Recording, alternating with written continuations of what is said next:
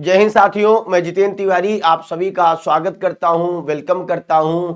आज हिंदी का सेशन नहीं होगा, भावनाएं समझें। आज जीके जीएस का सेशन होगा और जीके जीएस में एक बहुत महत्वपूर्ण टॉपिक मैं आपको पढ़ाने वाला हूं। आपके परीक्षा के पॉइंट ऑफ व्यू से देखा जाए, आपकी परीक्षा के परिप्रेक्ष्य में देखा जाए तो संविधान का एक महत्वपूर्ण टॉपिक बन जाता है, जहां से बार बार लगातार क्वेश्चंस आपकी परीक्षा में पूछे जाते रहे हैं। तो आज हम संविधान की जो अनुसूचियां हैं उनको एक एक करके तैयार कर लेंगे, एक एक करके पूरा डिटेल में समझेंगे ताकि हम यहां से प्रश्न को गलत ना करें।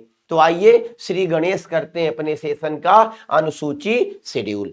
तो अब एक प्रश्न आपके मन में तुरंत ही बनेगा कि ये बताइए सर कि अनुसूची कितनी है वर्तमान में, मूल अनुसूची कितनी है। तो यहां पर आपको एक डायग्राम बनाना पड़ेगा। तो एक होता है मूल अनुसूची और एक होता है वर्तमान में कितनी अनुसूची है। जैसे प्रश्न बनता है ना कि भाई मूल भाग कितने हैं और हमारे संविधान में वर्तमान में भाग कितने हैं। तो आइए देखते हैं मूल भाग क्या होते हैं। समझ में आया मूल अनुसूची क्या होती है। तो भाई याद रखना, हिंदी में कहते हैं ना कि मूल में जाइए, जड़ में जाइए, न्यू देखिए भैया, रीजन कारण देखिए कि कहां से विवाद उत्पन्न हुआ, कहां से समस्या उत्पन्न हुई। तो जब हम किसी समस्या के मूल में जाते हैं तभी हम निष्कर्ष तक पहुंच जाते हैं, पहुंच सकते हैं, नहीं तो हम कुछ नहीं कर सकते और उहापोह की स्थिति बनी रहेगी, असमंजस की स्थिति। तो भाई मूल हम अनुसूची या मूल संविधान किसे कहेंगे। तो वो सारे अनुच्छेद मूल अनुच्छेद हैं जो अब संविधान बना 26 नवंबर 1949 को, या जब संविधान लागू हुआ 26 जनवरी 1950 को। तो इससे पहले जो भी संविधान में था वो सब मूल है, चाहे वो मूल अनुच्छेद की बात करें, चाहे मूल भाग की बात करें, चाहे मूल अनुसूची की बात करें। और इसके बाद ध्यान देना, इसके बाद जो भी जोड़ा गया आफ्टर, याद रखना, जो भी जोड़ा गया वो क्या चीज है तो आपको बताना पड़ेगा साहब उसको संशोधन के द्वारा जोड़ा गया, उसको अमेंडमेंट के द्वारा जोड़ा गया। इतना याद रहेगा, कितने में भूल जाएंगे आप। तो जैसे आपसे पूछेगा कि मौलिक कर्तव्य बताइए, मौलिक कर्तव्य मूल संविधान का भाग है या नहीं, तो आप बताओगे सर जी मूल संविधान का भाग नहीं है, क्योंकि मौलिक जो कर्तव्य है, फंडामेंटल ड्यूटी है, वो 1950 1949 के बाद जोड़ा गया। तो वो सारे प्रावधान, वो सारे आर्टिकल, वो सारी शेड्यूल, वो सारे पार्ट्स ऑफ कॉन्स्टिट्यूशन जो, याद रखना भाई, यहां पर याद रखना कि इसके पहले थे वो सब क्या है, मूल संविधान में आएंगे, और जो बाद आए आफ्टर वो फिर संशोधन के द्वारा जोड़े गए। तो अब ये प्रश्न बना अनुसूची में कि पहले अनुसूची थी 8 और भाई बाद में क्या हुई, 4 जुड़ी। तो अब आपसे अगर पूछेगा कि ये बताइए वर्तमान में अनुसूची कितनी है, तो 12 बताना पड़ेगा, क्योंकि ये जो 4 अनुसूची हैं वो भाई संविधान संशोधन के द्वारा जोड़ी गई। जैसे हमारे देश में सबसे पहले जो संशोधन हुआ, उसी संशोधन के तहत भाई 9वीं अनुसूची जोड़ी गई। याद रखना भाई, जमींदारी व्यवस्था की समाप्ति हुई, भूमि सुधार से संबंधित 9वीं अनुसूची है। तो 1 साल नहीं बीता हमारे संविधान को लागू होने में कि 1951 में भाई संशोधन कर दिया गया। क्योंकि हमारा संविधान का जो स्वरूप है वो फ्लेक्सिबल है, लचीलापन और कठोर, स्ट्रिक्ट दोनों आपको दिखेगा, लेकिन अमेरिका की तरह न ज्यादा कठोर है और उसी का फायदा कहीं ना कहीं उठा लेते हैं संसद के सदस्य, संसद या यूं कहें कि जो मेजोरिटी, जो बहुमत में सरकार होती है और अपने अनुसार अमेंडमेंट संशोधन कर देती है। तो आइए देखते हैं हम लोग कि कौन सा प्रावधान किस अनुसूची में है और किस संशोधन के द्वारा जोड़ा गया, कहां से प्रश्न बार बार लगातार पूछे जाते हैं। तो पहले आपको देखना पड़ेगा भाई, चार चार अनुसूची को हम लोग समझते हैं, 4×3=12। तो पहली अनुसूची में क्या है, तो भाई याद रखना, जो हमारे संविधान का पहला ही संशोधन हुआ, पहला जो संशोधन हुआ, पहला अमेंडमेंट हुआ 1951 में, उसके द्वारा 9वीं अनुसूची जोड़ी गई। 9th याद रखना भाई, शेड्यूल ऐड किया गया, 9वीं अनुसूची यहां पर जोड़ी जाती है। अब है क्या 9वीं अनुसूची में, तो भाई अभी मैंने बताया कि 9वीं अनुसूची में क्या है, तो आपको बताना पड़ेगा कि सर 9वीं अनुसूची जो है वो जमींदारी उन्मूलन, जो जमींदारी व्यवस्था थी ना, हिंदी में आप लोग पढ़ते हो उन्मूलन मतलब समाप्ति, उन्मूलन मतलब क्या हुआ, समाप्ति। तो हिंदी में पढ़ते हो ना आप लोग कि ये बताइए उन्मूलन का विलोम रोपण होता है ना, तो धान की रोपाई होती है, भी आपने बरसात में जुलाई अगस्त में रोपाई करी होगी, तो उन्मूलन मतलब समाप्ति और रोपण मतलब लगाना। तो भाई यहां पर आपको बताना पड़ेगा कि जमींदारी उन्मूलन किया गया, या ऐसे कहें कि भाई ये जो अनुसूची है वो भूमि सुधार, लैंड रिफॉर्म्स से संबंधित है। क्लियर हुआ कि नहीं हुआ क्लियर? तो ये भाई क्या हो गई, ये तो हो गई 9वीं अनुसूची, तो ये क्या हो गई, 9वीं अनुसूची हो गई। तो पहले हम लोग पढ़ लेते हैं ऐसी अनुसूची जो भाई संशोधन के द्वारा जोड़ी गई। समझ में आया क्या? पहले हम वो पढ़ लेते हैं और फिर हम लोग पढ़ते हैं वो अनुसूची जो मूल अनुसूची है। क्लियर? हाँ, तो आगे बढ़िए। मैं पहली अनुसूची कराने वाला था कि पहली अनुसूची में संघ और उसके राज्य क्षेत्र की बात होती है ना, तो कोई बात नहीं, बता दिया गया 9वीं अनुसूची, तो वहीं से कहानी शुरू कर देते हैं। तो यहां पर 9वीं अनुसूची मैंने बता दिया। अच्छा भाई, अब 10वीं अनुसूची क्या है, तो 10वीं अनुसूची जोड़ी गई 52वें संविधान संशोधन के द्वारा, 52वें संविधान संशोधन के द्वारा 1985 में जोड़ी गई। है क्या इसमें, तो इसमें आप पढ़ोगे दल बदल कानून, दल बदल कानून जोड़ा गया। मतलब अगर कोई एमपी, अगर कोई सांसद, अगर कोई एमपी, अगर कोई सांसद, अगर कोई एमएलए, एमएलए बोले तो विधायक, अपनी पार्टी बदलता है, तो भाई इलेक्शन कमीशन उस पर दल बदल कानून लगाकर उस विधायक या सांसद की सदस्यता को भाई क्या कर देगा, समाप्त कर देगा। तो अब जो आया राम गया राम था, उस पर कहीं ना कहीं इलेक्शन कमीशन का शिकंजा लग जाएगा। क्लियर है ना भाई? तो बढ़िया था ये, अब संशोधन बढ़िया था प्रावधान ना ये। आइए आगे बढ़ते हैं और आगे बढ़ के आएगी 11वीं अनुसूची। तो 11वीं अनुसूची जो है वो भाई याद रखना बार बार लगातार पूछी जाती है। तो आपको बताना पड़ेगा कि भाई 73वां संविधान संशोधन, 74वां संविधान संशोधन, ये दोनों कब हुआ, तो आपको बताना पड़ेगा 1992 में। ये जो संशोधन हुआ ये कब हुआ, 1992 में होता है, दोनों ही 1992 में हुआ। तो अब इस संविधान संशोधन में क्या हुआ, तो भाई 73वां संविधान संशोधन 1992, कुछ किताबों में 93 भी आपको मिल जाएगा। तो इसमें जो 73वां था, इसमें याद रखना ये पंचायती राज जोड़ा गया, पंचायती राज, ये बार बार लगातार पूछा जाता है, इसलिए आप बढ़िया से नोट डाउन करते जाएंगे ताकि आपसे गलती ना हो। तो क्या जोड़ा गया, पंचायती राज जोड़ा गया। और ये किससे संबंधित है, ये ग्रामीण भाई क्षेत्र से संबंधित है, जो ग्रामीण क्षेत्र है ना उनसे संबंधित है, वहां पर पंचायत चुनाव होते हैं ना। तो भाई 73वां संविधान संशोधन कब हुआ, तो आपको बताना पड़ेगा 1992 में। सर 74वां संविधान संशोधन कब हुआ, तो आपको बताना पड़ेगा सर जी 1992 में हुआ।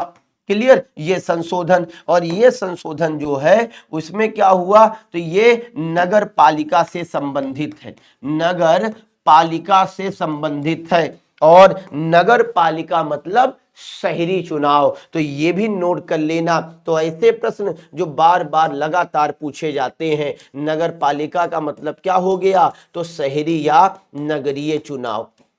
तो अगर आप किसी टाउन से हैं, किसी कस्बे, किसी शहर या नगर में रहते हैं, तो आपके यहाँ प्रधानी, सरपंच, मुखिया का चुनाव नहीं होता, आपके यहाँ फिर म्युनिसिपल कॉरपोरेशन, म्युनिसिपालिटी का चुनाव होगा, निगम पार्षद चुने जाएंगे, चेयरमैन आपके यहाँ चुने जाएंगे। लेकिन अगर आप गांव से होगे मेरी तरह, तो आपके यहाँ फिर आपको पता है मुखिया, सरपंच और प्रधान का चुनाव होगा। तो गांव में विधायकी से कम नहीं माना जाता प्रधान को, प्रधानी का चुनाव जीतना बहुत बड़ी बात मानी जाती है, रसूख और रुतबे का पद है प्रधान, सरपंच, मुखिया बनना। तो भाई ये 4 ऐसी अनुसूची थी जो संशोधन के द्वारा जोड़ी गई, जो मूल अनुसूची का भाग नहीं है। समझ में आया क्या?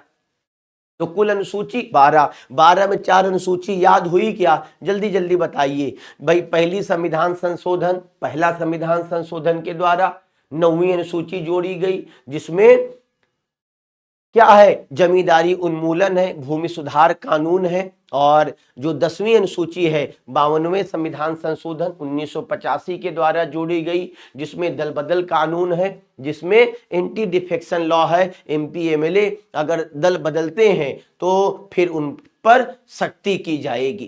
क्लियर? तो संशोधन में आगे हम लोग पढ़ेंगे 93 संविधान संशोधन, 92, 91, तो और डिटेल में फिर हम लोग पढ़ेंगे कि क्या है दल बदल कानून और क्या है 1/3 और 2/3 भाई मेजोरिटी का रिलैक्सेशन। ओके, तो यहाँ पर 73 में पंचायती राज है और 74 में नगर पालिका है। समझ में आया क्या? तो अगर आपसे पूछे कि निगम पार्षद का चुनाव लड़ने के लिए, प्रधानी का चुनाव लड़ने के लिए जो निम्नतम आयु है वो कितनी होती है, तो आपको बताना पड़ेगा यहाँ पर मिनिमम एज 21 होती है।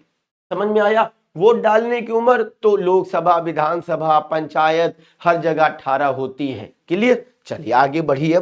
अब हम लोग आते हैं कहां पर, अब हम लोग ऐसी अनुसूची पर आते हैं जो मूल अनुसूची है, जो मूल अनुसूची है। तो मूल अनुसूची मतलब जो संविधान बना, जब संविधान लागू हुआ उसके पहले वो संविधान का भाग थी, और जो संविधान बनने के बाद, लागू होने के बाद प्रावधान ऐड ऑन किए गए, वो सब क्या है भाई, संविधान में जोड़े गए, वो फिर संशोधन हो जाएंगे, वो मूल अनुसूची नहीं होंगी।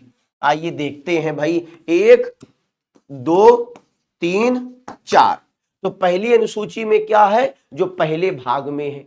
तो संविधान में भाई पूछता है मूल भाग बताइए, वर्तमान में भाग बताइए, तो वर्तमान में 25 भाग है, और भाई जो मूल भाग है वो 22 है। तो भाग 1 में क्या है, संघ और उसके राज्य क्षेत्र है ना, वही है अनुसूची 1 में। तो यहां लिख लीजिए कि सर यहां क्या होगा, संघ व राज्य क्षेत्र, संघ व राज्य क्षेत्र होगा, जिसमें 28 राज्य प्रेजेंट में और 8 यूटीज की बात की गई है।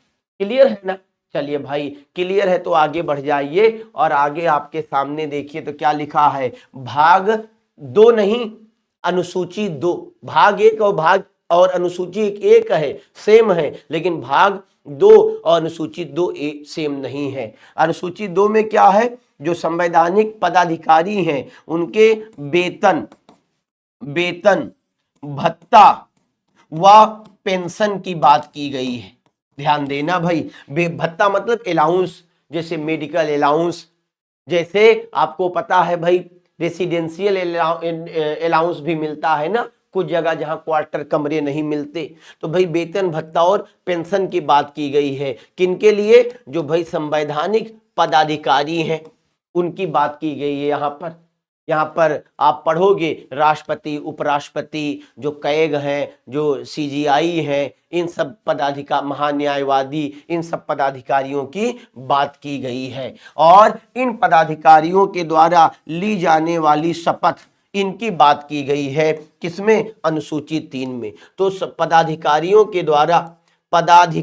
के द्वारा यहां पर भाई वर्तनी संबंधित त्रुटि मत करना। जो पदाधिकारी हैं, पदाधिकारी उनके भाई किसकी बात की गई है, तो आपको बताना पड़ेगा सर वो जो शपथ लेते हैं तो उसकी बात की गई है। क्लियर है ना। तो बहुत लोग कंफ्यूज होते हैं कि सर पहले शपथ आएगा या पहले वेतन भत्ता पेंशन आएगा। तो याद रखना, वेतन भत्ता पेंशन मतलब सुविधा देख के तो हम लोग फार्म भरते हैं, और कौन सी नौकरी ज्वाइन करें, कौन हमारे लिए बढ़िया रहेगी, ये तभी तो ध्यान देते हैं, तभी तो बाद में शपथ होगी। तो याद रखना, हम शपथ तब खाएंगे जब हमें पता तो चले वाकया क्या है, मामला क्या है। तो आगे बढ़िए और बताइए अनुसूची 4 में क्या है। तो याद रखना, राज्यसभा सीटों का वितरण। तो भाई इसकी बात की गई है अनुसूची 4 में। आपको पता है कि राज्यसभा के चुनाव में एमएलए वोट करते हैं, विधायक। तो याद रखना, युद्ध नहीं जिनके जीवन में वो भी बड़े अभागे होंगे, या तो प्रण को छोड़ा होगा या फिर रण से भागे होंगे। तो 4 अनुसूची ये भी क्लियर हो गई क्या। अनुसूची 4 में राज्यसभा सीटों का बंटवारा है, वितरण है, और भी अनुसूची 3 में पदाधिकारियों के द्वारा ली जाने वाली शपथ है। अनुसूची 2 में वेतन भत्ता पेंशन है। अनुसूची 1 में क्या है, संघ और राज्य क्षेत्र है। समझ में आया क्या। अच्छा भाई, अब आगे बढ़ जाइए। अब आगे आपको और 4 मूल अनुसूचियां याद रखनी है, 5, 6, 7, 8 और 9, 10, 11 बार आपने पढ़ाई है, संशोधन के द्वारा एड ऑन की गई। 5 में क्या है, अनुसूचित जाति। याद रखना, अनुसूचित जाति व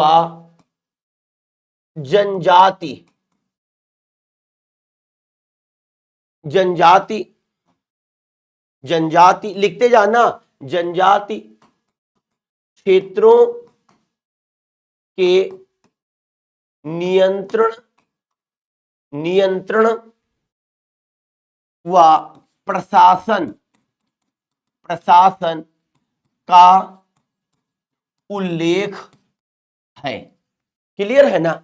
तो अनुसूचित जो जातियां हैं, अनुसूचित जनजाति हैं, मतलब शेड्यूल कास्ट और शेड्यूल ट्राइब्स, एससी और एसटी, इन क्षेत्रों के लिए भाई नियंत्रण और प्रशासन की बात की गई है। Control and administration of SC ST area. Clear. हाँ भाई, अब अनुसूची 6 में क्या है, तो कंफ्यूज मत होना भाई। अनुसूची 6 में याद रखना, इसमें 4 राज्यों, इसमें बताना है 4 राज्यों Assam, Meghalaya, Tripura, Mizoram,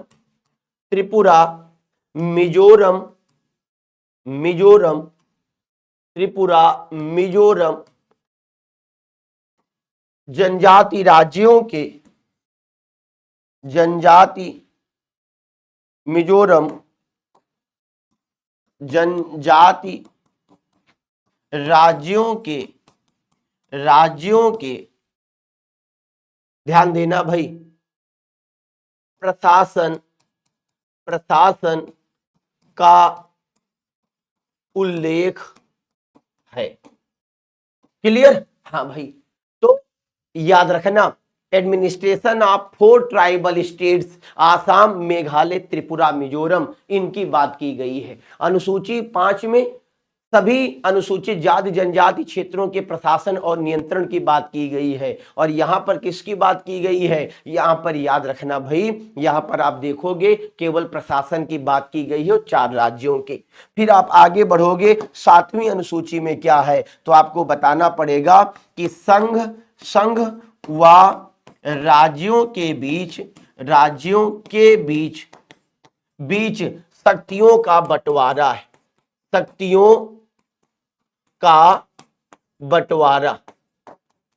distribution of powers between union and states. क्योंकि भारत एक संघात्मक राज्य है, भारत एक संघात्मक देश है, India is a federal country. हाँ 5 मिनट और बस 2 मिनट। तो भाई यहां पर आप देखोगे संघ और राज्यों के बीच शक्तियों का बंटवारा किया गया है। इसमें अब आपसे पूछेगा कि भाई कितनी लिस्ट है, कितनी अनुसूची, इसमें आपसे पूछेगा कि यहां पर लिस्ट बताइए। तो आपको याद रखना पड़ेगा, एक है इसमें संघ सूची, मतलब ऐसे विषय जो केवल राज्यों के पास में है। परमाणु बम बनाना, आर्मी रखना, ये राज्य का विषय नहीं है। अच्छा, फिर आपसे पूछेगा कि ये बताइए राज्य सूची में कितने विषय हैं, राज्य सूची में बताइए क्या दिखेगा। तो आपको बताना है, जैसे पुलिस राज्य का विषय होता है। फिर आपसे पूछेगा, एक होता है समवर्ती सूची। क्या होता है? समवर्ती सूची, कंकरेंट लिस्ट। इसमें क्या है? तो शिक्षा, पर्यावरण, स्वास्थ्य, ये सब राज्य और संघ दोनों की जिम्मेदारी है, दोनों के अधिकार क्षेत्र में आता है। अब पूछेगा कि ये बताइए संघ सूची में पहले कितने विषय थे, अब कितने विषय हैं। तो बताना है, सर जी पहले 97 विषय थे, अब 100 विषय हैं। राज्य सूची में पहले 66 विषय थे, अब 62 विषय हैं। समवर्ती सूची में पहले 47 विषय थे, अब 52 विषय हैं। ये बार बार लगातार पूछा जाता है, ध्यान देना। ऐसे ही आपसे पूछेगा कि ये बताइए भाई कि जो पंचायती राज है इनमें कितने विषय हैं। तो आपको बताना पड़ेगा 29 विषय हैं। नगर पालिका में कितने विषय हैं, आपको बताना पड़ेगा 18 विषय हैं। अब आगे बढ़ोगे तो जो लास्ट अनुसूची है, तो लास्ट अनुसूची वो है भैया 8वीं अनुसूची। तो 8वीं अनुसूची में बार बार लगातार आपने पढ़ा होगा कि 8वीं अनुसूची में भाषा है। क्या है भाई? भाषा है, भाषाएं हैं ना इसमें। और कितनी भाषाएं हैं? तो भाई वर्तमान में अगर आपसे पूछे 8वीं अनुसूची में कितनी भाषाएं हैं, 22 भाषा है। अब पूछेगा इसमें क्या अंग्रेजी है? 22 भाषाओं में क्या अंग्रेजी है? 22 भाषाओं में क्या भोजपुरी है? 22 भाषाओं में क्या अवधी है? तो भाई आपको ये जरूर बताना है कमेंट करके कि क्या 22 भाषाओं में अवधी है, बताइए जल्दी। तो ये कमेंट करके हर कोई बताएगा, चाहे कहीं से देख करके बताएगा कि 22 अनुसूची में कौन कौन विषय है। मलयालम, कन्नड़, तमिल, तेलुगु, उड़िया, बंगाली, नेपाली है कि नहीं है, ये जरूर बताना। संस्कृत है कि नहीं है, ब्राह्मी लिपि है या नहीं है। क्लियर? तो भाई यहां आज के लिए इतना ही, फिर हम लोग मिलते हैं अगली क्लास में। तो सेशन कैसा लगा ये जरूर बताना। और आज भाई लाइव क्लास नहीं हो पाई, इसी के लिए भाई मैं क्षमा प्रार्थी हूं, और कल से आपकी लाइव क्लास होगी। थैंक यू सो मच आप सभी को जो जुड़ रहे हैं हमारे साथ, और ऐसे ही आप सभी जुड़ते जाइए।